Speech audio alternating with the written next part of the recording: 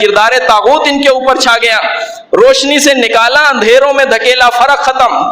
روشنی سے نکالا اندھیروں میں جو دھکیلا، پہچان ہی نہ رہی کہ صحیح کون ہے غلط کون ہے.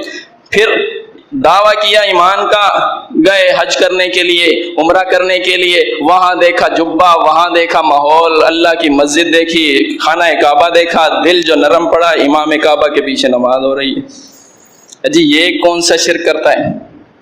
یہ کب آتا ہے سوال؟ جب کسوٹی ہاتھ سے چلی گئی، کسی بات کا کوئی رنگ نظر نہیں آ رہا، سب کالا ہے. اندھیرے میں کیا نظر آئے گا؟ اندھیرے میں کچھ نظر نہیں آتا ہے، روشنی میں اصل حقیقتیں پتہ چلتی ہیں. اور کردار طاغوت چھا گیا. جب یہ سوال آیا نا اس میں کیا شرک ہے، تو پتہ چلا کہ کردار طاغوت ان کے اوپر غالب آ گیا. اس نے روشنی سے نکالا، اندھیروں میں دھکیل دیا. اب اس کو فرق کی پہچان ہی نہیں ہو رہی. اب سوال یہ ہے کہ اب یہ سارے لوگ، ایک الزامی سوال آپ ذہن میں رکھ لیں.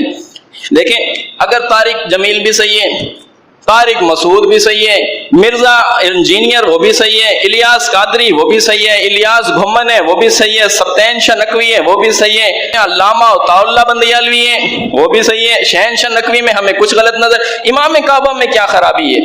یہ جب ساری چیزیں سامنے آئیں گی تو آپ ایک بات ذہن میں رکھیں، اگر یہ سارے صحیح ہیں، اگر یہ سارے صحیح ہیں تو انہوں نے اپنے مدرسے الگ الگ کیوں بنائے ہیں؟ ان کی مسجدیں الگ الگ کیوں ہیں؟ یہ ایک جٹ کا بھی سوال ہوگا. ایک جٹ بندہ بھی جب یہ سوچے گا، جب یہ سارے فرقے والے، یہ ساری مسجدوں والے صحیح ہیں، انہوں نے مسجد الگ کیوں بنائی؟ کیوں بریلوی کا مولوی اہل حدیثوں کے سامنے بات نہیں کرتا؟ ان کی مدرسے میں، ان کی مسجد میں جا کے خطاب نہیں کرتا؟ اہل حدیثوں کا مولوی کیوں شیعوں کے پاس نہیں جاتا؟ شیعوں کا مولوی کیوں نہیں دیوبندیوں کے پاس آتا؟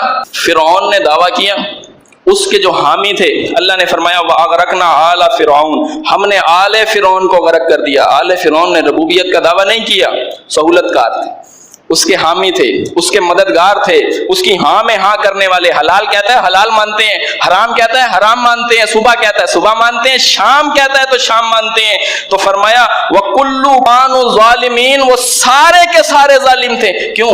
دعویٰ تو ایک نے کیا تھا، انا ربکم الاعلی، دعویٰ تو ایک نے کیا، سارے ظالم ہیں، سارے ظالم ہیں، ساروں کو غرق کر دیا. کیوں؟